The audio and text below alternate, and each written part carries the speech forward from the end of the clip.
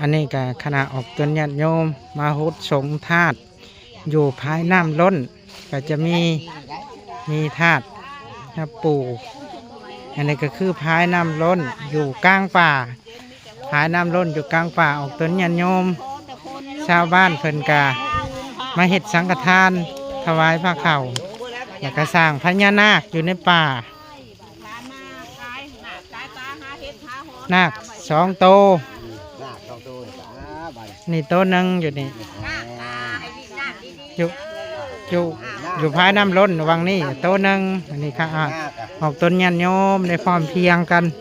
มาถวายสังฆทานเพลอ้าวยังมีอีกเด้นี่4 โตพบนาคเลยหลายตู้อยู่แล้วไงหลายอยู่น้องจักโตอยู่น้อง2 4เนาะนาค4 โต5พุ่นเนาะตัวนั้น5 โตนาค5 โตเนาะหาก็มาอยู่นี่ยังบริหูยังนะหากมาครั้งแรกนั่นนี่เป็นสร้างพญานาคอยู่กลางป่ามานั่งเจริญภาวนาอยู่นี่คือสิขักเนาะสงบดีพูดแล้วเวียกแล้วงานสิมานั่งเจริญภาวนาอยู่นี่ไม่ออกสิสงบดีมาสนั่งนี่ขณะออกต้นยันโยมเพิ่น